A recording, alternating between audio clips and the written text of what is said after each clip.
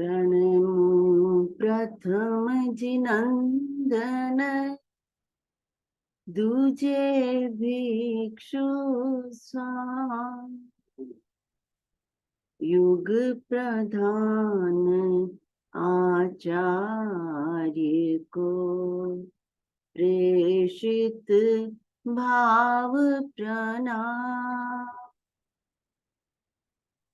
साध्वी प्रमुखा विश्रुत विभा श्रमणी गण सिणगार श्वेत संग सेनानी को वंदन बारंबार वंदन बार हजार।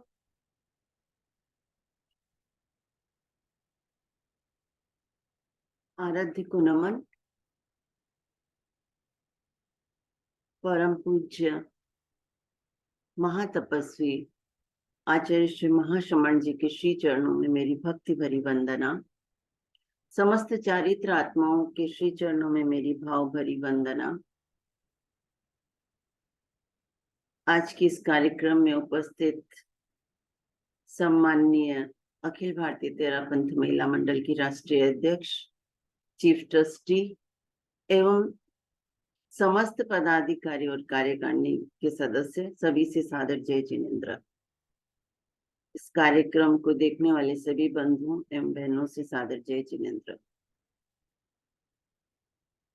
विघ्न हरण की जो ढाल है, प्राचीन ढाल हमारी, इस घोची-पुली कार्यक्रम के अंतर्गत उसका विवेचन करने का चिंतन राष्ट्रीय अध्यक्ष ने किया और उसी के अंतर्गत आज यह विघ्न हरण की ढाल का विवेचन हम करने जा रहे हैं। मैं राष्ट्रीय अध्यक्ष को इसके लिए बहुत बहुत साधुवाद देना चाहूंगी, जिन्होंने ऐसी प्रभावशाली चमत्कारी ढाल को विवेचना के लिए चुना है, जो कि हमारे दैनिक जीवन में, हमारे किसी भी तरह की आदि व्याधि उपाधि में हमारे लिए उपयोगी साबित होती है। बंधु और बहनों, हम ढाल की विवेचना शुरू करें उससे पहले हम यह जान लें कि ये ढाल किन परिस्थितियों में बनी, इसको बनाने वाले कौन थे और किस तरह से उन्होंने अपने तेरापंथ धर्म संघ की प्रभावना को इस ढाल के माध्यम से बढ़ाया। हम सब जानते हैं कि तेरापंथ धर्म संघ एक जीवंत धर्म है। इसकी नींव में सैकड़ों उत्कृष्ट साधक, तपस्वियों, ऋषि मुनियों की साधना का सत्व लगा हुआ है। उनके उत्कृष्ट पुरुषार्थ एवं साधना पर खड़ी हुई आज इस धर्म संघ की ऊंची मीनार, कहते हैं आने वाले 2000 वर्षों तक ऐसे ही अक्षुण्ण रहने वाली है। इसको कहीं भी कोई आंच आने वाली नहीं है। यह कई जगह इतिहास में पढ़ा भी है। आचार्य भिक्षु जैसे महान क्रांतिकारी, उच्च साधक एवं अनुत्तर संयम का पालन करने वाले प्रथम आचार्य से लेकर उत्तरवर्ती जितने भी आचार्य हुए हैं, आचार्य महाश्रमण तक इस धर्म संघ को मजबूती देते आए हैं, इसकी प्रभावना में 4 चांद लगाते आए हैं। इस धर्म संघ के चतुर्थ आचार्य जयगणी एक अति विशिष्ट आचार्य हुए हैं। कहते हैं उनके जन्मों जन्मों तक उन्होंने योगी के रूप में साधना की, तब जाके और भरत क्षेत्र में आप एक परम योगी के रूप में प्रसिद्ध हुए। आपका संयम, आपका अनुशासन, आपकी सृजन क्षमता, लेखन, चिंतन और ध्यान साधना अपने आप में बेजोड़ थी। वे गुणदर्शी थे, प्रखर वक्ता थे, आशु कवि थे, जप योगी थे, ध्यान योगी थे, उनका चरित्र, उनका संयम इतना पावन था, इतना उच्च था, इतना अनुत्तर था कि देवता भी उनकी सेवा में उपस्थित होते थे और उनके चरण स्पर्श करके, उनके दर्शन करके खुद में धन्यता का अनुभव करते थे। इस धर्म का इतिहास बहुत रोमांचकारी है। अगर हम पढ़ें तो छोड़ने का मन नहीं करता। विकट से विकट परिस्थिति में भी तत्काल आचार्य कभी घबराए नहीं। इतना इनका अपने अनुशासता पर, अपने पूर्वाचार्यों पर इतनी दृढ़ श्रद्धा इनकी थी। अपितु उस विकट परिस्थितियों में भी तत्काल आचार्य अपना मनोबल स्थिर रखते हुए पूर्व मुनिजनों, आचार्यों एवं तपस्वियों की सहायता से उस विषम परिस्थिति से निकलते रहे हैं। भले वर्तमान आचार्य श्री महाश्रमण जी को देख लीजिए और भले जयाचार्य, आचार्य श्री तुलसी महाप्रज्ञ, हर आचार्य का उदाहरण आप देख सकते हैं जिन्होंने विकट से विकट परिस्थिति में भी अपने पूर्ववर्ती आचार्यों का आलंबन लिया, उनके प्रति उनका स्मरण किया और उस विकट परिस्थिति से वो हेम खेम बाहर निकल गए। विघ्नहरण की ढाल के पीछे भी ऐसी ही कुछ रोमांचक घटना है। समय है ईस्वी सन 1857 का, जब देश में चारों ओर स्वतंत्रता के लिए आंदोलन चलाया जा रहा था। उस समय अंग्रेजों की फौज में जितने भी भारतीय थे वे इस शंका में कि अंग्रेज जानबूझकर हमारे धर्म को भ्रष्ट करने के लिए हमसे अनैतिक काम करवा रहे हैं, आपस में विद्रोह बढ़ा और कालों और गोरों की फौज ऐसे दो विभाजन सेना के हो गए। कालों की फौज अंग्रेजों से बदला लेने के लिए कई टुकड़ियों में विभाजित हो गई और विभाजित होकर वो एक दस्यु दल के रूप में उनका सब जगह आतंक फैल गया। सब जगह उनको दस्युओं के रूप में, डाकुओं के रूप में देखा जाने लगा। उनका मुख्य उद्देश्य क्या रह गया कि अंग्रेजों के जितने भी सहायक राजा है, जमींदार है, कोई अमीर व्यक्ति है, रईस है, उन सबको लूटना और लूट करके उस धन को देश की स्वतंत्रता के लिए लगाना।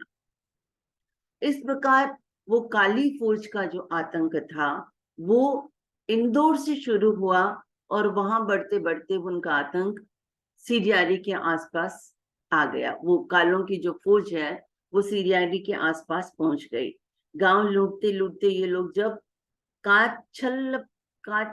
काछल्या कोई जगह है सीरियारी के पास में ही, उसकी नजदीक जब पहुंच गए तब ये खबर फैल गई कि कालों की फौज कल सीरियारी लूटेगी। चारों ओर घबराहट और अफरा तफरी मच गई। वहां के जागीरदार ने सबको आकर आश्वस्त किया कि देखिए हम यहाँ बैठे हैं, हम राजपूत हैं, हम आप सबकी रक्षा करेंगे, किसी को भी घबराने की कोई जरूरत नहीं है।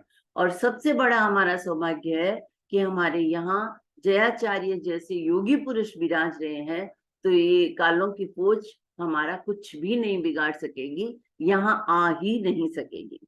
इस तरह से आश्वस्त करके और वो जमींदार चले गए। लेकिन अफवाह चारों तरफ वही फैली हुई थी कि आज रात को कालों की फौज सीरियारी में आने वाली है और यहाँ पर डाका डालने वाली है। तो जयाचार्य ने एहतियात के तौर पर पंचों को बुलाया और बुलाकर उनसे सारी जानकारी ली। पंचों ने आश्वस्त किया कि आप आश्वस्त रहिए गुरुदेव, हम हैं, हम आपका कुछ भी अहित नहीं होने देंगे। और वो चले गए। अब रात को पता नहीं क्या खबर फैली कि रातों रात पूरा सीरियारी गांव खाली हो गया। किसी को कानों कान खबर तक न लगी संतों को। संत अपने दिनचर्या के हिसाब से सुबह उठे और पानी लेने के लिए जब गांव में गए तो गांव में तो सारे घर बंद, पूरा गांव साए साए कर रहा था, कोई भी गांव में घर खाली नहीं, खुला हुआ नहीं था। अब क्या किया जाए? लेकिन जयाचार्य जो थे एक योगी पुरुष थे, अपने आप में उनका जो आत्मबल था वो बहुत जबरदस्त था। उनकी अपने गुरुओं के प्रति, ऋषि मुनियों के प्रति जो समर्पण था वो जबरदस्त था, इसलिए वो घबराए नहीं। इतने में क्या होता है कि एक व्यक्ति दौड़ा दौड़ा आता है, दौड़ा दौड़ा आके और खबर देके जाता है कि संतो फुर्ती से विहार करो, फौज जो है वो घाट उतर रही है। मेवाड़ में क्या है, घाटे बहुत हैं। वो मतलब घाटी का मतलब बहुत अचानक बहुत ऊंचाई और फिर नीचाई, ऐसा रास्ता है। तो बोलते हैं कि वो घाटे पर फौज जो है कालों की, वो घाटे को पार कर रही है और आप फटाफट जो है विहार करो। जयाचार्य ने सब संतों के साथ चिंतन किया कि अब क्या करें। विहार करने की स्थिति नहीं थी क्योंकि जयाचार्य थोड़े अस्वस्थ थे, और इस तरह अचानक जो है विहार करना साधु के लिए संभव भी नहीं होता है, क्योंकि उनके अपने पूरे सारे वस्त्र, पात्र, पानी, सारी व्यवस्था करके और उनको आगे विहार के लिए जाना होता है। जयाचार्य ने बिल्कुल भी घबराए नहीं और वो तुरंत जो है ध्यान में बैठ गए। ध्यान में बैठ गए और संघ के तपस्वी संतों को याद करने लग गए। उनको याद करते करते करते करते गुनगुनाते हुए पंच ऋषि की स्तवना के हाथों हाथ पद्य बनते गए। वो जाप कर रहे हैं, उनके गुणगान गा रहे हैं, और उनके गुणगान गाते गाते स्वतः ही ये जो पंच ऋषि की स्तवना है इसके पद्य बनते गए। और इस तरह से भक्ति का रंग ऐसा चढ़ा कि पद्य जो है वो पद्य पर पद्य उतरने लगे, और उधर स्थिति ऐसी बनी कि वो जो कालों की फौज आने वाली थी उन्होंने स्वतः ही अपना रास्ता बदल लिया। और कहते हैं कि इस तरह से उस समय उन कालों की जो स्थिति है, कालों की फौजों की स्थिति और गति दोनों ही बदल गई। कहाँ तो वो सिरियारी को लूटने वाले थे और कहाँ वो गलत रास्ता लेकर के और जोजावर पहुंच गए। 1 घंटे बाद संवाद मिलता है कि फौज ने तो अपना रास्ता बदल लिया है और वो जोजावर पहुंच गए हैं। अब किस अज्ञात शक्ति ने फौज को भ्रमित किया ये केवल ही जाने, लेकिन जयाचार्य जो है इस स्तवना की महिमा समझ गए, विघ्न टल गया और सभी संत जो है आश्वस्त हुए कि अब जो है हम पूर्ण रूप से सुरक्षित हैं। और इस तरह से जयाचार्य ने यह पंच ऋषि की स्तवना जो है उसका निर्माण किया। भक्ति योग इतना, भक्ति रस इतना बढ़ा, अंदर भक्ति का वेग इतना बढ़ा कि उस भक्ति रस में, भक्ति के वेग में एक से एक पद्य अपने आप इन पंच ऋषियों के बारे में बनते गए। और इस तरह से ये पंच ऋषि स्तवना की ढाल का निर्माण जयाचार्य ने उस घटना विशेष के घटना विशेष से बचने के लिए जयाचार्य ने ये स्तवना बनाई। अब हम इसकी जो जयाचार्य की जो विघ्नहरण की जो ढाल है इसके हम एक एक पद्य को समझते हैं। एक एक पद्य में आचार्य श्री जयाचार्य ने जो अपना आत्मसमर्पण डाला है, जिस तरह से उन ऋषियों मुनियों का गुणगान किया है, वो अपने आप में समझने लायक है और हमको अंदर धारने लायक है कि इस तरह से अगर हमारे भीतर भी समर्पण हो, हमारे भीतर भी अपने तपस्वी मुनियों के प्रति, उनकी विशेषताओं के प्रति, उनके गुणों के प्रति अगर हमारे मन में सात्विक अनुराग हो और हम भी अगर उनकी इस तरह से गुणगान करें, तो हमारे कितने कितने कष्ट, कैसे कैसे कष्ट दूर हो सकते हैं, ये पंच ऋषि की स्तवना में जयाचार्य ने बताया है। तो हम इसको शुरू करते हैं, इसकी व्याख्या। भजो मुनि गुणारा भंडारी हो, अभिराशि को उदारी हो, धर्म मूर्ति धुन धारी हो, विघ्न हरण वृद्धिकारी हो, सुख संपत्ति दातारी हो, भजो मुनि गुणारा भंडारी हो, भजो मुनि गुणारा भंडारी हो।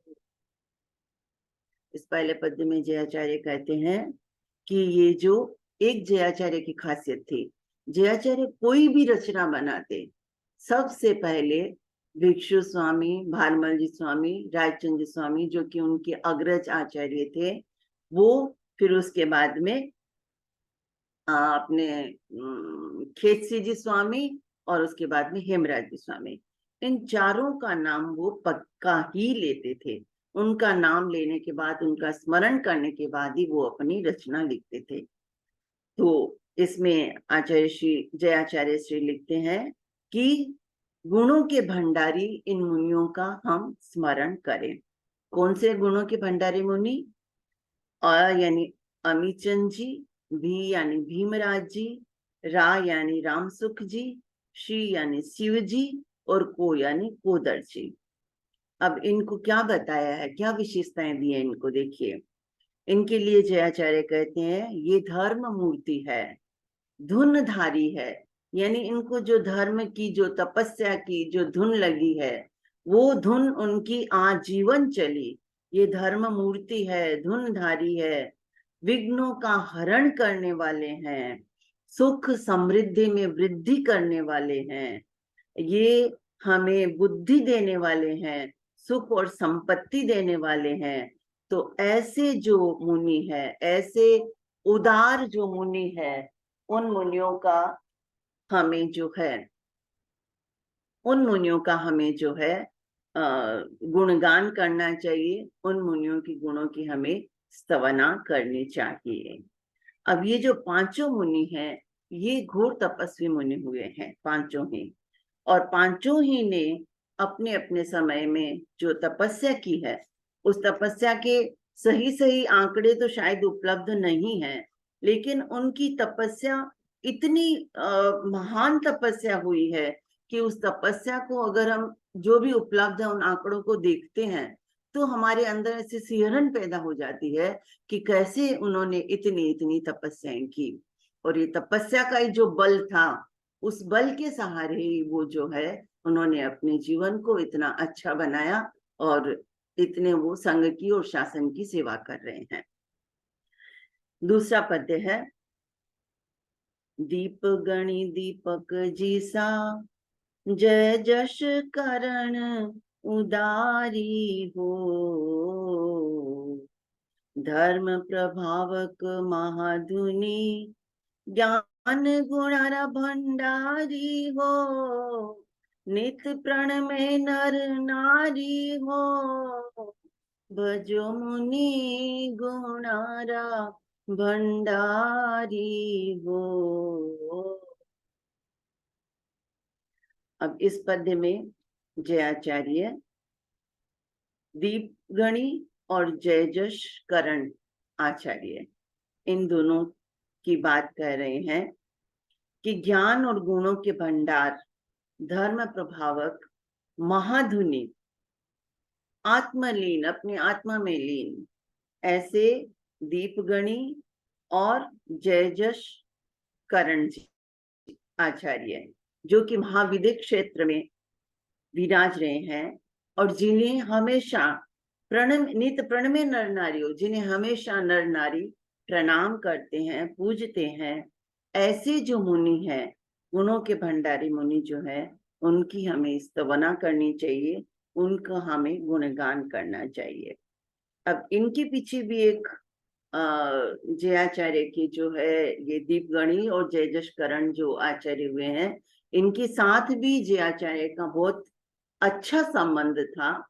और जब ये वहां आचार्य बन गए महाविद्य क्षेत्र में, तो जयाचार्य का उनसे बराबर निरंतर संपर्क बना रहता था।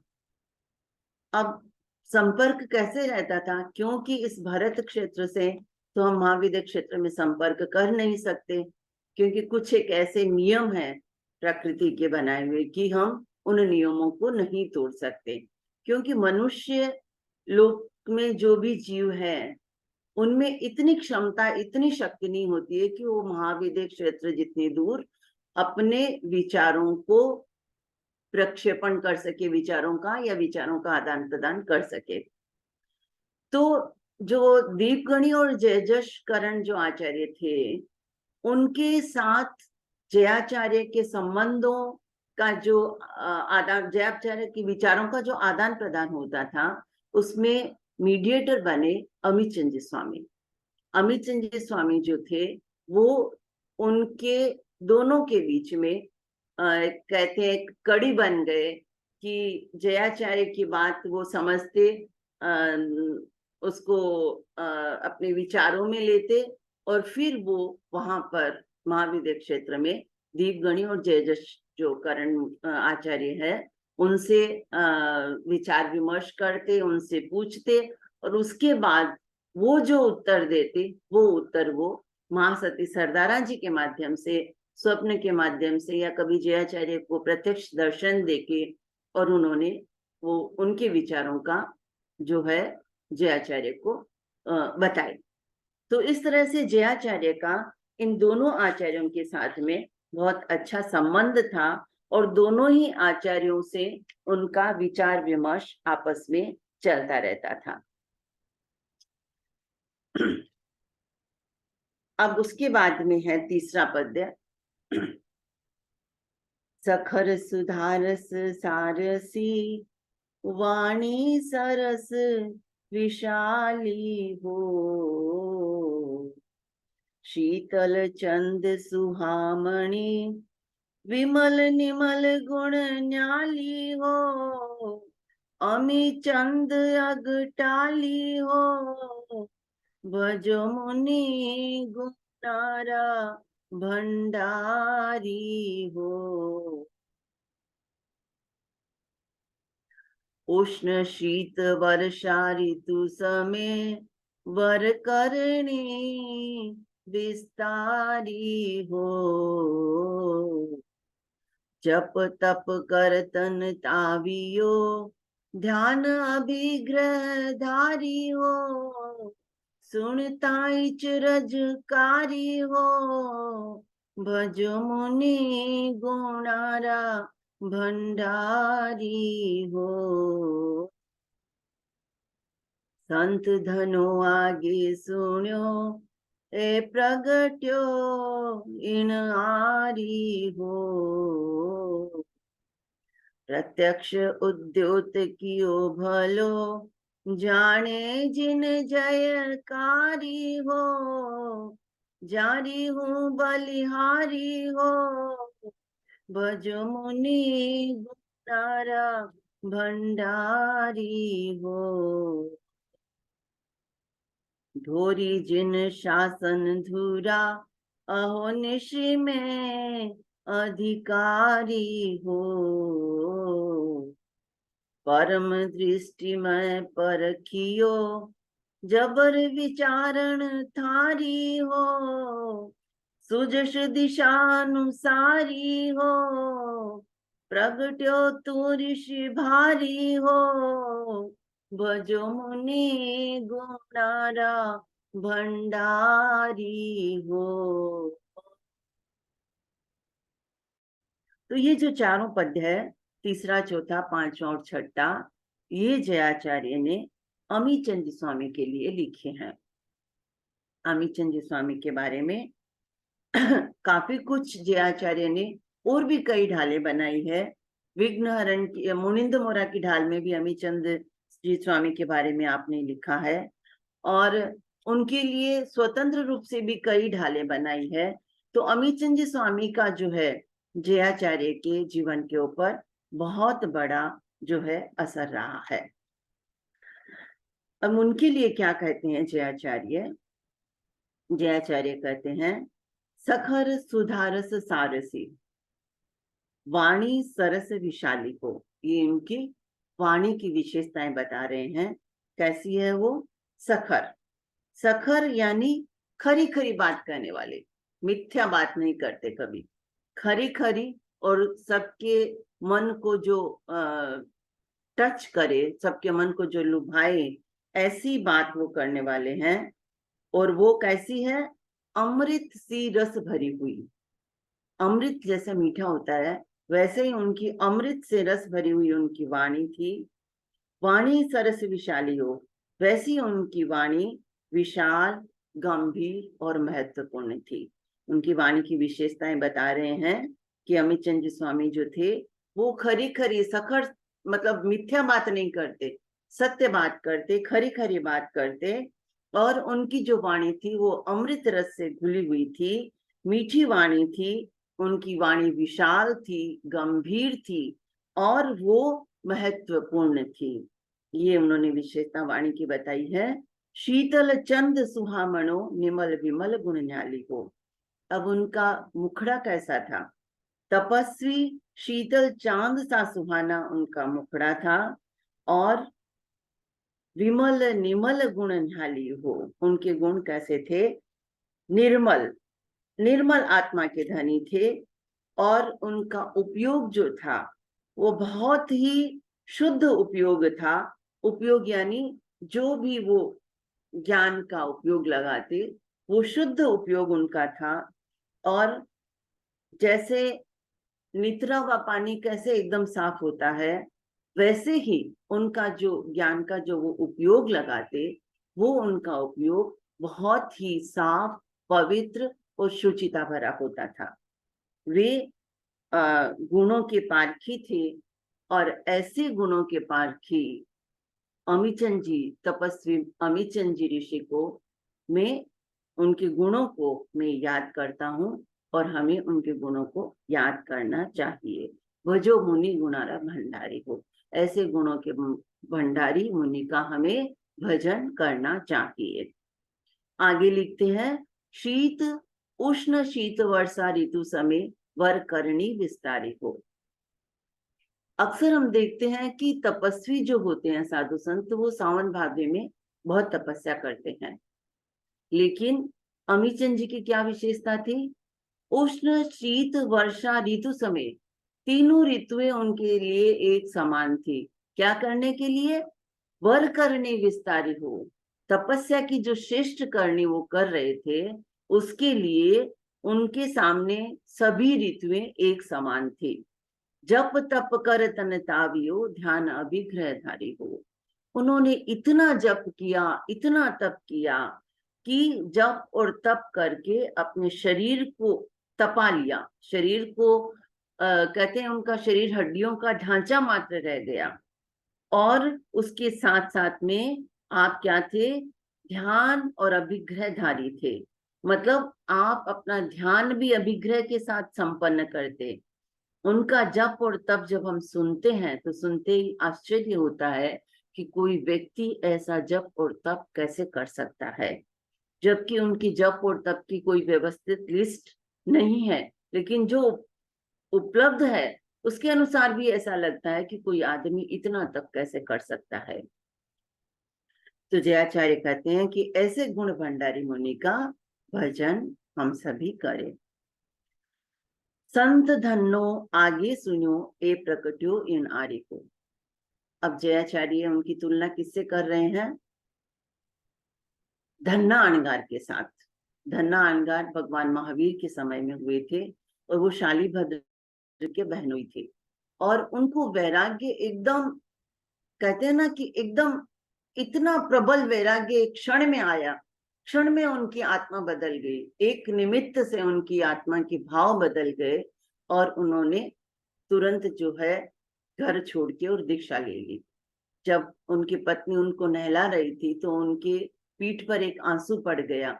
और आंसू पड़ा तो उन्होंने पूछा कि आंख में आंसू क्यों? तो उनकी पत्नी ने, धन्ना अणगार की पत्नी ने कहा कि मेरा भाई जो है अपनी 8 रानियों को छोड़ करके, 8 या 16, मेरे को मिच्छामी दुक्कड़म बराबर ध्यान में नहीं, शायद 16 रानियां थी, उनको छोड़ करके और वो दीक्षा ले रहा है। तब धन्ना अणगार ने कहा कि इसमें दीक्षा लेना, उसमें रोने की क्या बात है? ये तो एक बहुत पराक्रम का काम है। बोले करके दिखाओ तब पता चले। तो उन्होंने तुरंत, वो बात उनके दिल को लग गई और उन्होंने तुरंत ही उसी समय उठ गए और दीक्षा के लिए निकल गए। और उसके बाद में उन्होंने इतना तप किया, इतना तप किया कि अपने शरीर को, पूरे शरीर को एकदम हड्डियों का ढांचा मात्र बना लिया। तो यहाँ जयाचार्य लिख रहे हैं उनकी तुलना करते हुए कि एक तो जो धन्ना संत जो था, उनकी बात हमने आगे महावीर भगवान के काल में सुनी थी, और एक धन्ना जैसा ये अमीचंद जी है जो इस आर्य में प्रकट हुए हैं। प्रत्यक्ष उद्योत कियो भलो, जाने जिन जयकारी हो। मैं बलिहारी जाता हूं ऐसे तपस्वी की, क्योंकि उन्होंने प्रत्यक्ष करने में जो भारी प्रकाश किया। जब कहते हैं कि प्रत्यक्ष रूप में अमीचंद स्वामी इस मनुष्य लोक में पधारे, जयाचार्य के दर्शन किए, तब कहते हैं कि इतना उद्योत हुआ, इतना प्रकाश हुआ कि लोगों की आंखें नहीं खुली, आंखें चुंधिया गई।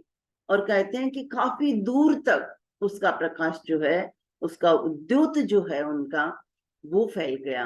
अब जो देवों का उद्योत है वो उनकी रिद्धि सिद्धि के अनुसार होता है। जिस देव में जितनी ज्यादा रिद्धि सिद्धि होती है उसका उद्योत भी उतना ही प्रखर होता है, तेज होता है। तो अमीचंद स्वामी जो थे, उनकी जो रिद्धियां सिद्धियां थी, उनका जो आत्मा का बल था, उनका जो तप का बल था, उसके आधार पर जब वो मनुष्य लोक में जयाचार्य को दर्शन देने के लिए या प्रत्यक्षीकरण कराने के लिए यहाँ पर पधारे, तब इतना उद्युत किया कि जयाचार्य कहते हैं कि जिसे जिनेश्वर देव ही जान सकते हैं इतने भारी प्रकाश को, कि वो कैसे इतना भारी प्रकाश हुआ। मैं ऐसे गुण के भंडारी मुनि का जाप करता हूँ, ऐसे गुण भंडारी मुनि का जाप सभी को करना चाहिए। धोरी जिन शासन धुरा, अहो निशि में अधिकारी हो। आगे कहते हैं कि जैसे जो पुराने जमाने में हल जो जोतते थे, खेत में जो बुआई करते थे, तो हलों को व्यक्ति अपने कंधों के ऊपर उसके दोनों जो पांव होते थे उनको रख के और हल जोतता था। वो आगे उनको लेके बढ़ता जाता था और पीछे पीछे जमीन पर जो है वो लाइनें होती जाती थी, वहां पर बीज रोपण करते जाते थे। तो इस तरह कहते हैं कि आपने जो जिस तरह से हल जो है, हल की जो धुरी है वो जो हल चलाने वाला है वो अपने कंधे पर रखता है, इसी तरह इस शासन रूपी जो धुरी है उसको आप अपने कंधों पर, उसको अपने कंधों पर लेकर आप उसके धुरी बने हुए हैं। शासन रूपी धुरी के आप धुरी बने हुए हैं, शासन रूपी रथ को चलाने वाले आप धुरी बने हुए हैं। और कैसे धुरी हैं? अहोनिशि में अधिकारी हो, रात और दिन जागरूकता के साथ आप उस रथ की रक्षा कर रहे हैं, शासन रूपी जो रथ है उसकी रक्षा कर रहे हैं। परम दृष्टि में परखियो, जबर विचारण थारी हो। हे परम दृष्टि, अब जयाचार्य उनको कह रहे हैं, परम दृष्टि नाम से उनको संबोधित कर रहे हैं कि हे परम दृष्टि, मैंने तुम्हें परखा है, कितनी बार परखा है। तुम्हारी विचारना, तुम्हारा चिंतन बहुत गंभीर है। इस संघ के हित में होता है तुम्हारा जो चिंतन होता है, इस संघ की वृद्धि में होता है। तो मैंने इस बात को बहुत बार परखा है और हमारा सौभाग्य है कि तुम्हारे जैसे भारी महान तपस्वी जो है वो इस तेरा पंथ धर्म संघ में प्रकट हुए हैं। और ऐसे ऋषियों के प्रकट होने से ये तेरा पंथ धर्म संघ भी एक महान धर्म संघ बना है। तो मैं ऐसे गुणों के भंडारी ऋषि मुनिकों में उनके गुणों का जो है वो मैं भजन गाता हूँ, गुणों को मैं गुणों की मैं स्तवना करता हूँ। इस तरह से जयाचार्य जो है अमीचंद स्वामी के बारे में अपना जो समर्पण है, अपनी जो भक्ति है, वो इन पद्यों में संकलित कर रहे हैं। जयाचार्य के बारे में जैसा अमीचंद जी के बारे में जैसा कि जयाचार्य ने अभी एक पद्य में लिखा है, ध्यान अभिग्रह धारी हो। वो बहुत अभिग्रह लेते थे, मतलब कोई भी दिन ऐसा नहीं गया जिस दिन उन्होंने कोई अभिग्रह नहीं लिया हो। और अभिग्रह अगर पूरा नहीं होता तो उस दिन वो निर्जल उपवास कर लिया करते थे। बहुत बार तो ऐसा होता कि उनका अभिग्रह जो है वो 1 दिन 2 दिन तक चलता रहता। उन्होंने एक बार कुछ ऐसा अभिग्रह ले लिया जो कि 3 दिन बाद पूरा हुआ। अब अभिग्रह भी ऐसा विचित्र था, कह सकते हैं कि कल्पना से परे था कि ऐसा अभिग्रह लिया गया। अभिग्रह क्या था कि अगर जीत मुनि मुझे आकर कहे कि तपस्वी यह कैसी मूर्खता है, तो मेरा अभिग्रह फलेगा। अब जब तीसरा 3 दिन हो गए, तब सुबह जब जयाचार्य उठे तो उठते ही उन्हें जब पता चला कि भाई अमिचंद स्वामी का अभिग्रह नहीं फला है अभी तक, तो उनको मन में ऐसे आया, उन्होंने कहा कैसा मूर्ख है, ऐसी कोई मूर्खता के अभिग्रह कोई लेता है, ये तपस्वी कैसा मूर्ख है। बस उनका ऐसा कहना था और तपस्वी अमिचंद स्वामी ने अपना ध्यान खोल लिया। सभी साधु संत इतने आश्चर्यचकित हुए कि कोई ऐसा भी अभिग्रह लेता है। ये तो जयाचार्य को ऐसा झुंझुल आ गई कि भाई ऐसा ही कोई अभिग्रह लेता है। आज 3 दिन हो गए उनका ध्यान उन्होंने अपना नहीं पाला और इस तरह से अभिग्रह लेके बैठ गए। तो जैसे ही जयाचार्य ने ऐसे बोला कि तपस्वी यह कैसी मूर्खता है, कोई ऐसा ही अभिग्रह लेते हैं, और इतने में उन्होंने अपना ध्यान खोल दिया और उनका अभिग्रह पूरा हो गया।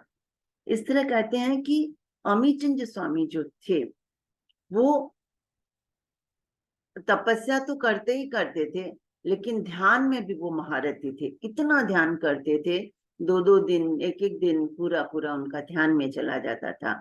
न अन्न न जल, और बस खाली एकदम आत्मलीन होके वो ध्यान करते थे। अब आगे 7वें पद्य में जो है, 7वें पद्य में जयाचार्य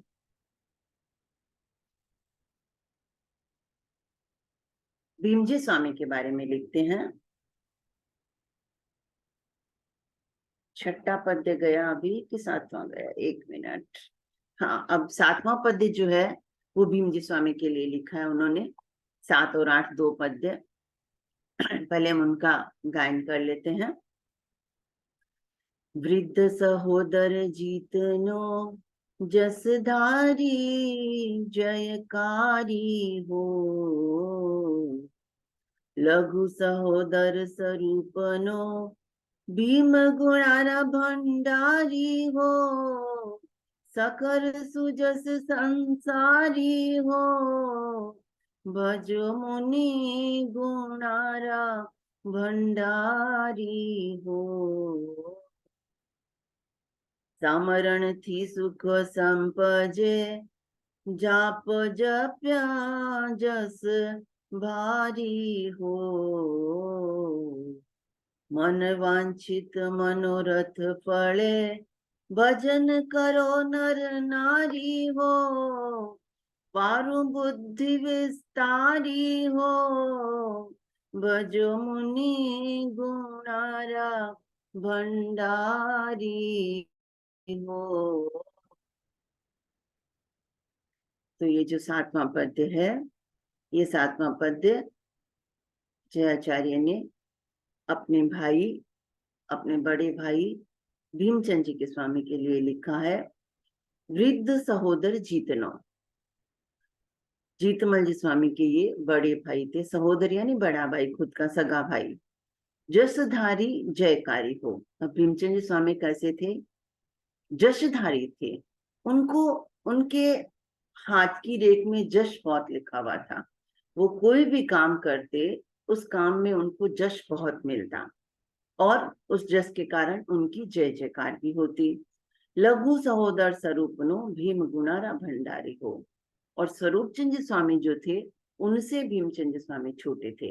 ये कल्लू जी मास्तिया जी महाराज जो इनकी माता जी थी, इनके तीनों ही पुत्र जो थे वो दीक्षित थे। माता खुद भी दीक्षित हो गए और तीनों पुत्र भी दीक्षित हो गए।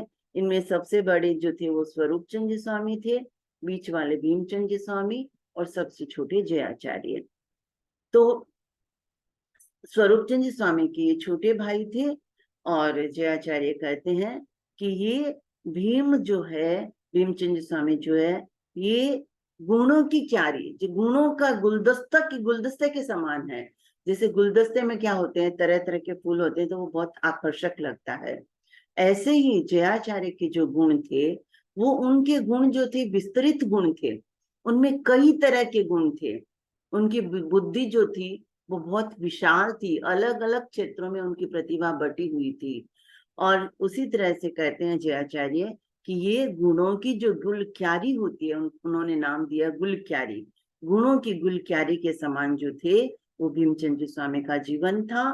और वो सखर सुजस संसारी हो, जिनकी सुयश, जिनका सुयश, जिनकी मतलब सखर यानी सत्यवाणी, सखर वाणी, जिनका यश सारा संसार जानता है, ऐसे गुण के भंडारी मुनि का भजन मैं करता हूँ।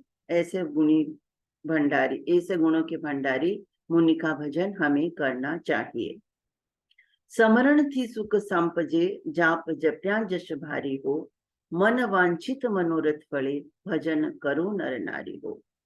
अब आगे क्या कहते हैं, इनके इनसे क्या लाभ मिलता है, इनके जस, इनके गुणों से, इनके जाप से, ये बता रहे हैं कि समरण थी सुख संपजे।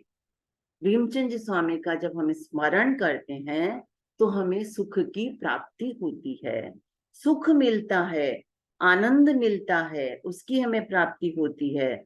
और उनके जाप से हमें भारी यश मिलता है, क्योंकि ये खुद यशधारी थे, जसधारी थे, इनको खुद को बहुत यश मिलता था। तो ऐसे मुनि का अगर हम भी जाप करें तो हमें भी भारी यश मिलेगा, मिल सकता है। मन वांछित मनोरथ फरे, भजन करो नर नारी हो। इनकी जाप से हमें मन इच्छित मनोरथ मिलेंगे, हमारे मन की इच्छाएं पूरी होगी, मन इच्छित हमें मिलेगा, हमारा मनोरथ पूरा होगा। और भजन करो, इसीलिए जयाचार्य कहते हैं कि हे नर नारियों, ऐसे तपस्वी भीमचंद स्वामी का आप लोग भजन करो, उनके गुणगान गाओ, वारों बुद्धि विस्तार हो। मैं उनकी जो विस्तरित बुद्धि है, उनकी जो प्रतिभा है, कई क्षेत्रों में बंटी हुई है, उसके ऊपर मैं वारी जाता हूँ। उनके ऊपर मैं समर्पित हूँ, उनकी बुद्धि के लिए मैं समर्पित हूँ, उसकी बुद्धि के ऊपर मैं वारी जाता हूँ। ऐसे जो गुणों के भंडारी स्वामी हैं, उनको जो है हम सबको उनके भजन करना चाहिए। अब भीमचंद जी स्वामी जो थे वो बहुत ज्यादा ऐसे तपस्या नहीं करते थे, लेकिन उनकी जो आंतरिक तपस्या थी, अभ्यंतर तप उनका जो था वो बड़ा बेजोड़ था। उनको ऐसे सब कहते भी थे, क्षीण कषाय नाम से उनको कहते थे, क्योंकि बहुत ही उपशांत स्वभाव के थे। इनको अगर कोई कारणवश, ऐसे तो साधारणतया तो कभी उनको गुस्सा आता ही नहीं था, कोई गुस्से का अगर कारण भी होता तो भी वो अपने आप पर इतना कंट्रोल कर लेते, इतना काबू कर लेते कि उस गुस्से को वो उपशांत कर देते। इसलिए इनको उस समय साधु कहते कि ये तो क्षीण कषाई है, इनको तो गुस्सा आता ही नहीं है। उपशांत स्वभाव के थे और 2 विगह के उपरांत उनको आजीवन विगह लगाने का त्याग था। उसके बाद में ये जो है वर्षा मतलब ऋतुओं के प्रतिकूल जाकर के वो तप करते थे। जैसे कि सर्दी होती तो सर्दी में वो खाली ज्यादा कपड़े नहीं ओढ़ते थे, खाली एक नीचे का जो उनका होता है वो पहने हुए रखते थे। फिर एक दिन छोड़ के एक दिन निर्जल उपवास करते थे और गर्मी में बहुत आतापना लेते थे। और ज्ञान ध्यान उनका बहुत अच्छा था। आगम बत्तीसी का उन्होंने पारायण किया हुआ था। और इनकी सबसे बड़ी बात ये थी कि इनका वाणी का बहुत महत्व था। इनकी इतनी सधी हुई वाणी थी। वो कहते हैं ना, वाणी, इनकी विशेष वाणी जो थी वो इतनी पवित्र, इतनी सधी हुई थी कि ये किसी को भी समझाने का प्रयास करते तो वो उनकी बात को समझ जाते और जो कुछ भी गलती होती उसको सुधार लेते। एक बार की घटना है। अपने एक उग्र स्वभावी तपस्वी जो संत थे जिनका नाम था भागचंद जी, उनका स्वभाव बहुत उग्र था। वो छोटी छोटी बातों में एकदम से उग्र हो जाते और उन्होंने कितनी बार ही अपने संग को छोड़ दिया, वापिस आ गए, छोड़ दिया और वापिस आ गए। इस तरह से उनका रूठना मनाना उनका चलता था। अब भीमजी स्वामी जो थे, उनकी तरकीब ने, कहते हैं कि उन्हें आशुकोप से आशुतोष बना दिया। आशुकोप यानी जो तुरंत क्रोधित हो जाता है वो हो गया आशुकोप, और आशुतोष यानी जो तुरंत ही तोष यानी संतोष कर लेता है वो होता है आशुतोष। तो कहते हैं कि भीमचंद जी स्वामी ने, जो उनकी मेधा थी ऐसी, उनकी दूसरों को समझाने की जो उनकी वाणी की विशेषता थी, उसके कारण उन्होंने उनको अपने भागचंद जी जो स्वामी थी उनको इतना अच्छी तरह से समझाया कि वो जो है उनका पूरा स्वभाव ही बदल गया। उन तपस्वी भीमजी स्वामी ने उनको ऐसा परोटा, ऐसा संभाला कि कहते हैं कि दुर्वासा वृत्ति से वो वाशिष्ठी वृत्ति में उनको लेके आ गए। दुर्वासा मुनि को सब जानते हैं, वो क्रोध के लिए जग प्रसिद्ध है, दुर्वासा मुनि का क्रोध। और वशिष्ठ मुनि वैसे ही शांति के लिए प्रसिद्ध है।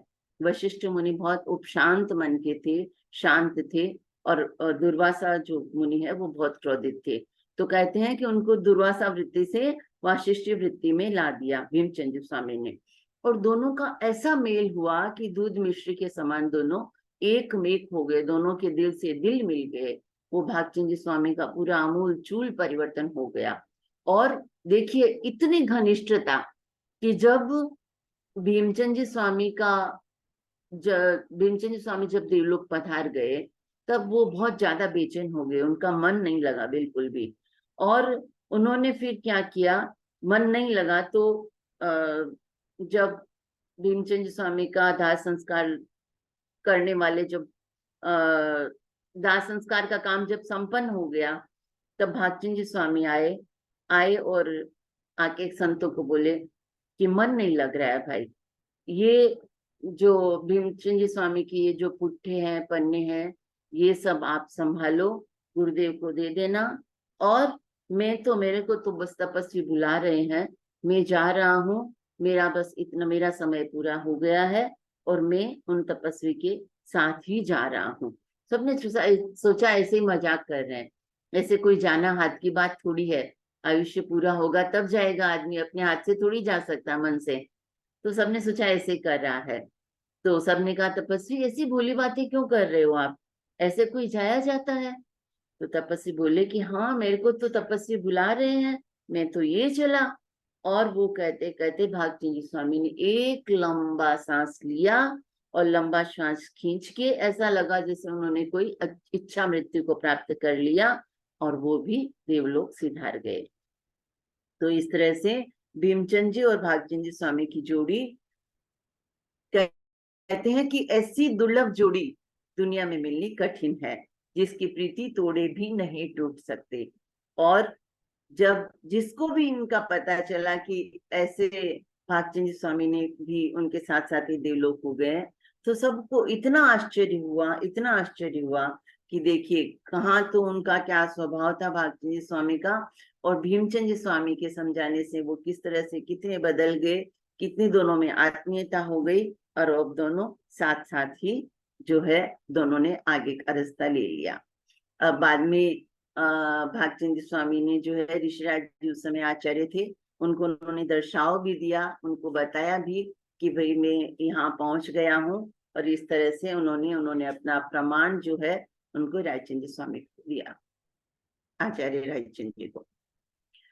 अब आगे जो 9वां पद है वो है रामसुख जी स्वामी के लिए लिख रहे हैं, 2 पद्य आगे के। राम सुख रलिया मणो 63 उदक अगारी हो, 68 45 भला बलि 19 चौविहारी हो, बड़ तपसी तपधारी हो, भजो मुनि गुणारा भंडारी हो। मन दृढ़ वच दृढ़ महामुनि, शील दृढ़ सुविचारी हो, परम विनीत पिछाणियो, श्रद्धा दृढ़ सुधारी हो, समरण सुख दातारी हो, भजो मुनि गुणारा भंडारी हो। इस तरह से ये जी आचार्य ने जो 2 पद्य है वो रामसुख जी के लिए लिखे हैं। रामसुख जी जो है वो सवाई माधोपुर के पास जो है सुरवाल गांव, वहां के पोरवाल परिवार के थे। और इनके परिवार की एक खासियत थी कि एक ही परिवार से 22 व्यक्ति दीक्षित हुए थे। मतलब एक ही दादा के 22 जन जो थे वो 13 पंथ में दीक्षित थे। ये बहुत बड़ी बात है और इतिहास में एक अपना एक विशिष्ट स्थान ये परिवार रखता है, क्योंकि इनके जैसे परिवार अंगुलियों पर गिनने जैसे परिवार है अपनी धर्म संघ में अभी भी, जिनके परिवार से इतनी इतनी दीक्षाएं हुई है। और रामचंद्र जी स्वामी जो थे उन्होंने शादी होने के बाद अपनी पत्नी और पुत्र को छोड़कर बाद में वो दीक्षित हुए। और उनके साथ उनके 4 भाई भी दीक्षा में थे। रामसुख जी, तपस्वी रामसुख जी, चारों भाई तपस्वी थे। तपस्वी रामसुख जी, तपस्वी हीरालाल जी, तपस्वी शिवचंद जी और तपस्वी पन्नालाल जी, चारों ही भाई जो थे वो तपस्वी थे और चारों ने ही दीक्षा ले ली। बाकी इनके और भी चचेरे भाई थे, 2-3 उन्होंने भी दीक्षा ली है। और भतीजे भतीजियां भांजे सब मिला के कुल 22 जन ने दीक्षा ली है। अब रामसुख जी के बारे में क्या कहते हैं जयाचार्य, राम सुख रलिया मनो 63 उदक अगारी हो। ये भी बहुत बड़े तपस्वी थे। कहते हैं कि रामसुख जो थे, तपस्वी रामसुख, वो रलिया मनो यानी हंसी मजाक स्वभाव के थे, सबके साथ घुल मिलकर रहने वाले थे।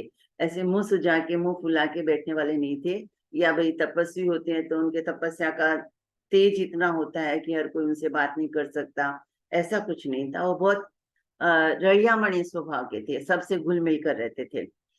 लेकिन तपस्या का उनका विवरण जो बता रहे हैं, 63 उदक अगारी हो, 68 45 भला। उन्होंने 68 63 और 45 ये 3 तपस्याएं पानी के आगार से की। बलि 19 चौविहारियों और 19 की तपस्या 19 की तपस्या उन्होंने पूरी चौविहारी तपस्या की। वो बड़े तपसी थे, तपधारी थे और ऐसे तपस्वी गुणों के भंडारी जो मुनि है उनकी स्तवना में करता हूँ, उनकी स्तवना हमें करनी चाहिए।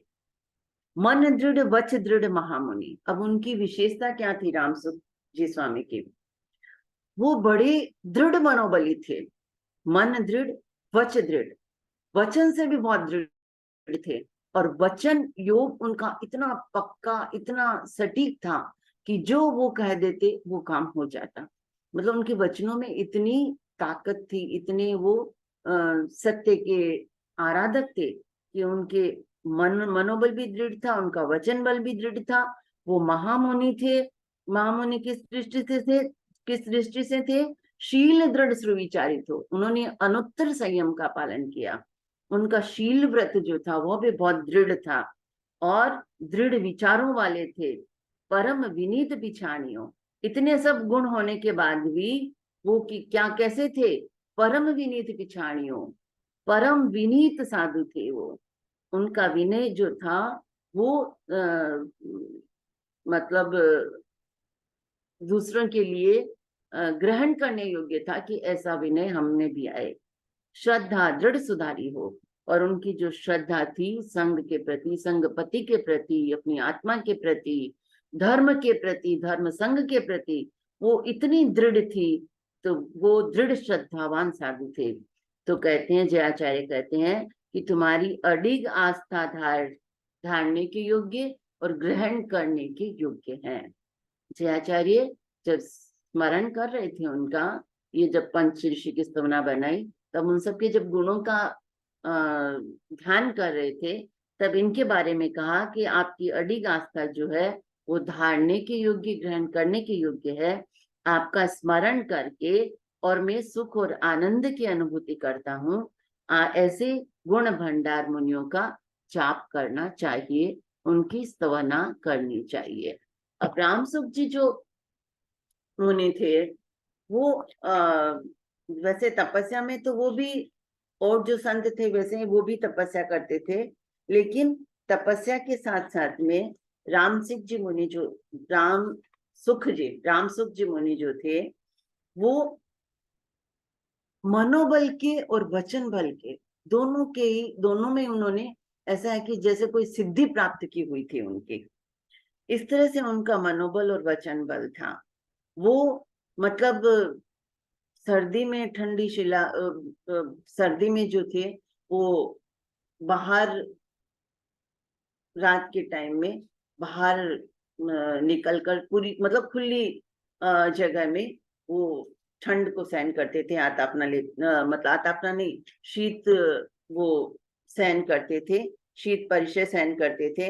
और गर्मी में वो सूर्य के सामने या गर्म शिला पर वो आतापना लेते थे। इस तरह से वो तपस्या के साथ साथ में ये जो शीत परिचय और उष्ण परिचय, उसको भी वो सहन करते थे।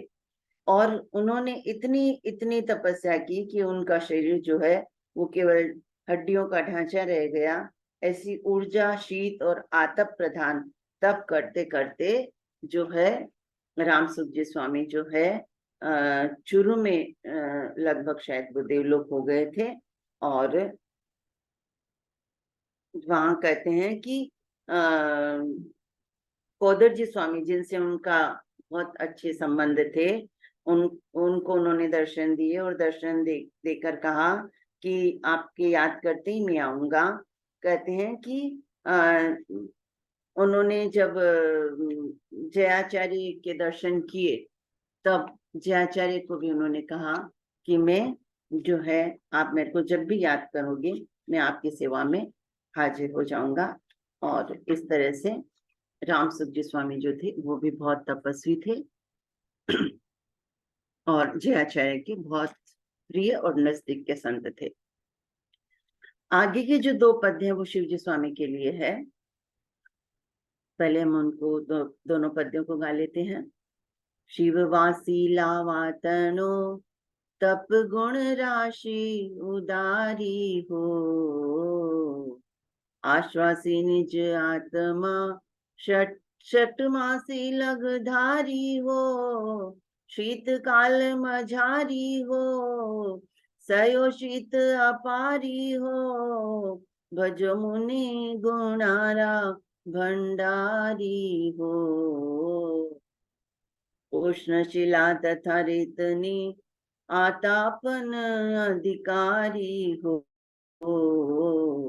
तप वर्णन चौमासा तनो सुनताई चिरजकारी हो, गुण निपन नाम भारी हो, भजो मुनि गुणारा भंडारी हो। तो पंच ऋषियों के स्तवन में चौथे नंबर पर शिव जी मुनि का स्तवन कर रहे हैं जयाचार्य। और शिव मुनि के लिए क्या कह रहे हैं? शिववासी लावातनु। शिव मुनि जो थे वो लावा सरदारगढ़ के थे।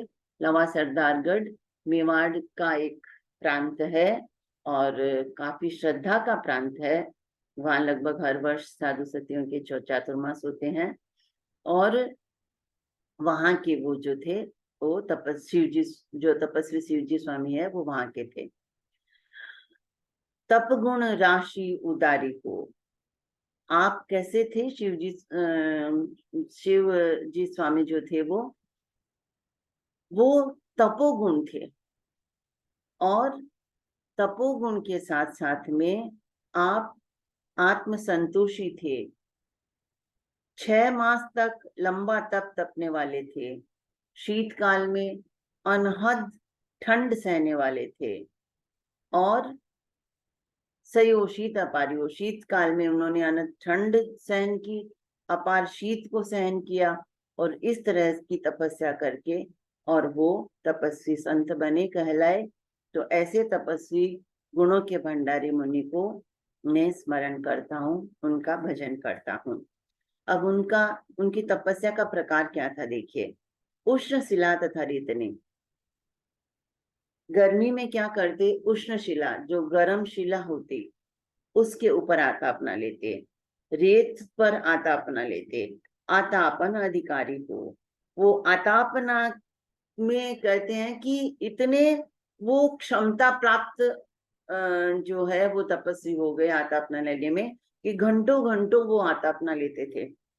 वो तो इसलिए उनको जयाचार्य ने कहा दी, उनको क्या संज्ञा दे दी? आतापना अधिकारी, कि आप तो आतापना के अधिकारी हो गए। तप वर्णन चौमासा तनो सुनता इचरजकारी को। आपका जो चौमासा में जो तप का जो वर्णन है, वो सुनते हैं तो आश्चर्य आता है कि ऐसा ऐसा तप कोई साधु कैसे कर सकता है। गुण निप्पन नामधारी हो। तो कहते हैं कि ऐसे जो शिव जी मुनि हैं, वो गुणों के भंडारी हैं। गुण निप्पन यानी जिसके अंदर गुण जो है, जिनके अंदर वास कर रहे हैं, ऐसे गुण निप्पन नाम जो है, वो शिव जी मुनि जो है तपस्वी, वो भारी गुण निप्पन वाले हैं। और ऐसे गुणों के भंडारी मुनि का जो है मैं स्मरण करता हूँ। अब ये जो शिवजी स्वामी हैं, ये भी जयाचार्य को प्रत्यक्ष अप्रत्यक्ष रूप में उनके दर्शन करने के लिए आते थे, और उनको मतलब उनके दर्शन जयाचार्य के लिए कल्याणकारी, मंगलकारी, विपत्ति निवारक और शांतिदायक सिद्ध होते थे। तो इस तरह से तपस्वी जो शिव जी थे, वो केवल काय योग तपस्वी नहीं थे, उनका अंतर तप यानी कार्मण शरीर को भी उन्होंने प्रकंपित किया था। वे रात को प्रहर प्रहर तक ध्यान लीन रहते थे, और जब तक अभिग्रह पूरा नहीं होता, खड़े खड़े वो कायोत्सर्ग करते रहते थे। उन्होंने कितनी बार, तो देखिए उनकी तपस्या का विवरण है, समय कम है, मैं बता नहीं सकती। उन्होंने 190 दिन तक के ऊपर की तपस्या की है, कभी आँच के आगार पर, कभी खाली पानी के आगार पर। और इस तरह से उनकी जो तपस्या का विवरण है, वो अपने आप में बड़ा रोमांचक है। और ये जो शिव जी स्वामी हैं, ये लगभग शायद राजगढ़ मध्य प्रदेश में जो है, वहां से उनको तखतगढ़ ले जाया गया जब आप बीमार हो गए तब। और वहां पर जो है शिव जी स्वामी कहते हैं कि जब इनका देवलोक हुआ, जब इन्होंने पार्थिव देह छोड़ी, तब इतना प्रकाश हुआ, इतना प्रकाश हुआ कि लोग दांतों तले अंगुली दबाने लग गए। लोगों को पता ही नहीं चला कि कब वो देवलोक हो गए, क्योंकि लगभग ऐसा लगता है कि उनको लेने जो विशिष्ट विमान आया होगा, उसकी जो विशिष्ट विमान की जो आभा थी, जो चमक थी, उससे चारों ओर जो है पूरा प्रकाश ही प्रकाश हो गया, और शिव जी स्वामी जो है वो देवलोक शिवत्व को प्राप्त हो गए। इस तरह से ये शिव जी स्वामी की जो है गुणगान जयाचार्य ने किया। अब हम कोदर जी स्वामी जो लास्ट है, उनका गुणगान कर रहे हैं जयाचार्य। कोदर तप करडो कियो, षट मासी लग धारी हो। व्यावचियो मुनि बाल हो, छठ छठ अठम उदारी हो। जाव जीव जयकारी हो, बजो मुनि गुणारा भंडारी हो। शीत उष्ण तप बहु कियो, सुगुरु थकी तारी हो। परम प्रीत पाली मुनि, झाजी कीरत जारी हो। समरण सुख दातारी हो, भजो मुनि गुणारा भंडारी हो। विघ्न मिटे अरियण हटे, प्रगटे सुख भारी हो। दल रूप दोहक दारिद्र दटे, नाम रटे नर नारी हो। एवो भजन उदारी हो, भजो मुनि गुणारा भंडारी हो। कर्म निर्जरा कारणे, जाप जपो नर नारी हो। निर्वध्य कारज निर्मलो, शिव सुख नो सहचारी हो। सावध्य आना वारी हो, भजो मुनि गुणारा भंडारी हो। तो बस 13वें पद्य में जयाचार्य क्या लिखते हैं? कोदर तप करडो क्यों, षटमासी लगधारी हो। कोदर जी स्वामी जो थे, तपस्वी कोदर जी स्वामी हैं, उन्होंने 6 मासी तक कठोर तप किया। वे प्रिय, अनुकूल, सेवाव्रती और सबको प्यारे थे। व्यावचियो मुनि बालको, व्यावचियो किसको कहते हैं? वो उनका जो मन था वो रुग्ण साधु, स्थविर साधु, बाल साधु, उन सब की वैयावच करने में उनका मन बहुत लगता था। छठ छठ अठम उदारी हो, और इन वैयावच के बीच में भी आप पहले बेले बेले पारने करते थे, उसके बाद आपने तेले तेले पारने करने शुरू कर दिए। जाव जीव जयकारी हो, और ये तेला तेला पारना फिर आपने यावत जीवन के लिए तेले तेले पारने का आपने जो है वो अनुष्ठान करना किया। भजो मुनि गुणारा भंडारी हो, ऐसे 6 माह तक कठोर तप करने वाले मुनि का जो गुणों के भंडार है कोदर जी स्वामी, उसका मैं स्मरण करता हूँ, और हम सब उसका स्मरण करें। शीत उष्ण बहु तप कियो, सुगुरु थकी इकतारी हो। अब उनका तप कैसा था? शीतकाल में वो एकदम अल्प वस्त्र में, खाली नीचे का जो वस्त्र, अधो वस्त्र जो होता था वो पहन के रखते, और घंटों घंटों वो बाहर खुले में खड़े रहते। फिर उष्ण ऋतु में आतापना लेते, सूर्य के सामने खड़े रहते। इस तरह उष्ण ऋतु में उन्होंने तप किया। तो शीत और उष्ण दोनों ऋतुओं में आपने बहुत तप किया। सुगुरु थकी इकतारी हो, इनकी गुरु के साथ बहुत इकतारी थी। गुरु के चरणों में उन्होंने हमेशा इकतारी रखी। परम प्रीत पाली मुनि, उन्होंने परम प्रीत पाली मुनि मतलब उन मुनि ने मेरे प्रति, यानी जयाचार्य खुद के लिए लिख रहे हैं, जो पहले लिखी है लाइन की सुगुरु थकी इकतारी हो, सुगुरु यानी गुरु जयाचार्य थे, उनसे उनकी इकतारी थी।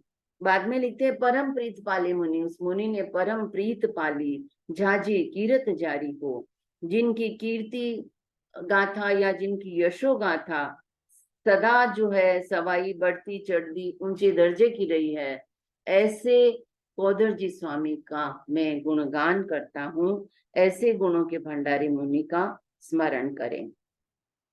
विघ्न मिटे अरियण हटे, प्रकटे सुख भारी हो। अब ऐसे जो तपस्वी मुनि का जप करते हैं, स्मरण करते हैं, तब क्या होता है? विघ्न, बाधा जो भी होती है वो मिटती है। अरियण हटे, अरियण शत्रु, जिनके साथ शत्रुता है हमारी, वो खत्म होती है। या फिर जो शत्रु हमारा कुछ नुकसान करना चाहता है, उससे हम बच जाते हैं। प्रगटे सुख भारी हो, और व्यक्ति के जीवन में आत्मिक सुख, भौतिक सुख, इस तरह से भारी सुख संपदा जो है वो प्रकट होती है। दल रूप दोहग दारिद्र दटे, नाम रटे नर नारी हो। कहते हैं कि जो नर नारी इन पंच ऋषियों के नाम की स्तवना करता है, उनके गुणों का भजन करता है, गुणगान करता है, उनके क्या होता है, जो जो दलित कर्म है उनके, दल रूप दोहग दारिद्र दटे, जो उनके दलित कर्म है वो हट जाते हैं। इनके स्मरण से दलित कर्म कब निकल जाते हैं आत्मा से पता ही नहीं चलता। दारिद्रता मिट जाती है इनके स्तवन से, इनके गुणों से। ए वो भजन उदारी हो, ऐसा इन पंच ऋषियों का जो भजन है वह ऐसा उदार भजन है। उदार यानी जिनके भजन करने से हमें इतनी इतनी चीजें मिल जाए, वो उदारता है इनके भजन में। और ऐसे जो गुण के भंडारी ऋषि है, तपस्वी मुनि है, उनका हमें भजन करना चाहिए। कर्म निर्जरा कारणे जाप जपो नर नारी हो। आगे जय आचार्य करते हैं कि हे तपस्वी, तुम्हारा नाम का स्मरण ऐसा है जिससे कि विघ्न बाधा तो मिटती ही है, वैर विरोध रखने वाले भी पराजित होते हैं, हार जाते हैं। तो कहते हैं कि कर्म निर्जरा कारणे जाप जपो नर नारी हो। आगे कहते हैं कि इनका पंच ऋषियों का स्तवन अगर हम कर्म निर्जरा को प्रमुख मान पर करते हैं, कर्म निर्जरा को प्रमुख मानकर इनका हम जप करें, इनका हम स्मरण करें, निर्वध्य कार्य निर्मल हो। अगर हम कर्म निर्जरा के दृष्टिकोण से जो भी हम उनका भजन स्तवन करेंगे वो हमारा निर्वध्य कार्य होगा। निर्वध्य कार्य से क्या होता है, आत्मा निर्मल होती है। आत्मा जब निर्मल होती है तब हम हमारे पाप कर्म हट जाते हैं, और जब पाप कर्म हट जाते हैं तो पुण्य कर्मों का उदय हो जाता है। तो कहते हैं कि निर्वध्य कारस निर्मलो, इनका जो भजन है, इनकी जो स्तुति है वो एक निर्वध्य कारज है, निर्वध्य काम है। और उस निर्वध्य काम से हमारी आत्मा निर्मल होती है। और उसके बाद में शिव सुखनो सहचारी हो, इनका स्तवन, इनकी स्तवना, इनका जाप हमको मोक्ष मार्ग तक ले जाने में सहायक हो सकता है। इसलिए हमेशा कहते हैं कि वैसे हम संसारी है, हमारे बहुत सी हमें जरूरतें होती है, हमारी बहुत आवश्यकता होती है, घर गृहस्थी की हमको जरूरतें होती है, तो हम अपनी सुविधा के लिए भौतिक सुख सुविधाओं की मांग कर लेते हैं। लेकिन एक बात हमें अवश्य ध्यान में रखनी चाहिए कि जब हमारे पुण्य का उदय होता है तब भौतिक सुख सुविधाएं हमें अपने आप मिल जाती है। वो कहते हैं ना, गेहूं के साथ खाकला जो अपने आप हो जाता है, रह जाता है, वैसी बात है। तो हम जो भी कार्य करें, जो भी हम इन पंच ऋषियों की स्तवना करें, इनका गुणगान गाएं, वो एक निर्वध्य कार्य समझकर हम उनकी स्तवना करें, उनके गुणगान गाएं। जैसे अगर कोई हमारे अंतराय कर्म आया हुआ है तो हम इस तरह से उनकी माला फेरें, जप करें कि भाई मेरा ये अंतराय कर्म दूर हो। जब अंतराय कर्म दूर होगा आपका तो अपने आप पुण्य जो है वो प्रकट हो जाएगा, तो आपको डबल फायदा होगा। आपने अंतराय कर्म को दूर करने के लिए जो साधना की, जो जप किया, जो तप किया, जो तपस्वी ऋषियों को याद किया, उससे आपकी आत्मा निर्मल हुई। आत्मा जब निर्मल हुई, आपके अघ दल जो दलित कर्म है, पाप कर्म जो है वो दूर हुए आत्मा से, आत्मा निर्मल हुई। और जब पुण्य प्रकट हुआ तो आपको सब तरह की आत्मिक सुख मिला, भौतिक सुख मिला, और सबसे बड़ा शिव सुख का ये जो है सहचारी, मतलब शिव सुख की ओर ले जाने वाला सहायक जो है, ये पंच ऋषि की स्तवना है। तो इस तरह से आज हमने ये 16 जो पंच ऋषि है, 16 जो अपने पद है, उनकी हमने व्याख्या की। और ये जो 16 पद में जयाचार्य ने कोदर मुनि के बारे में कहा है। कोदर मुनि जो थे वो बड़नगर के थे, विनायकिया परिवार के, और आप भी भरा पूरा परिवार छोड़ के और उन्होंने दीक्षा ली। और इनका भी तपस्या का क्रम बहुत उत्कृष्ट था, लेकिन जब इनका अंतिम समय आया तब उन्होंने बहुत गहन वेदना सहन करनी पड़ी। और वो भी कुछ पूर्व जन्म के उनके ऐसे योग थे, ऐसे कर्म थे जो उदय में आ गए थे। जयाचार्य ने उनको बहुत सुनाए, उनकी वेदना कम करने की बहुत कोशिश की, बहुत उनको मंत्र जाप करवाया। लेकिन बाद में जैसा कि अपने राम सुख जी और स्वामी जो थे, वो जयाचार्य को बोल के गए थे कि जब भी आप याद करोगे मैं आपके सामने हाजिर हो जाऊंगा। तो शायद लगता है कि जयाचार्य ने उनको याद किया और पूछा कि भी इसकी वेदना का कारण क्या है। तब जयाचार्य को तब राम सुख जी स्वामी ने उसकी तरफ इंगित किया, पूर्व घटना की तरफ, और कहा कि उनको पूर्व जन्म की स्मृति दिलाओ, जिस जन्म में उन्होंने ऐसे भारी कर्म बांधे। तब जयाचार्य ने उनको कुछ ऐसे मंत्र उनके सामने जपे, और बाद में जब उनकी काया जब वो पूर्व जन्म में गए तब वो थोड़े शांत हुए। उनको स्मृति हुई अपने पूर्व जन्म की कि किस तरह से वो पहले जब मच्छी मार के भाव में थे, तब किस तरह से उन्होंने एक बहुत बड़े मत्स्य को तड़पता देख करके और खूब आमोद प्रमोद मनाया था, आनंद मनाया था। तो वो जो निकाचित कर्म उनके बंधे, वो कर्म उस समय उनके उदय में आए, और इस तरह से जब उन्होंने वो संठारा लिया, तब वो जो निकाचित पाप कर्म थे वो उनके दूर हो गए। और वो आगे जाके, और कहते हैं कि ये पांचों ही ऋषि जो हैं, अमिचंद जी, भीम जी, फिर रामसुख जी, कौदर जी और शिव जी, ये पांचों ही ऋषि जो है वो तीसरे देवलोक में जो है वो है, तीसरे देवलोक में पद पर है, किसी पद पर है। और बाद में जो है इनको ये संघ सुरक्षा जो एक समिति बनाई हुई है, उसके उनको अधिष्ठायक अधिकारी बनाया हुआ है। ये बात हमारे आगे दोहे में आएगी, वो हम उस पर बाद में चर्चा करेंगे। तो आज हमारी ये 15 जो पद 16 पद है वो संपन्न हुए, और आगे की जो पद है वो हम आगे करेंगे। ओम अरहम।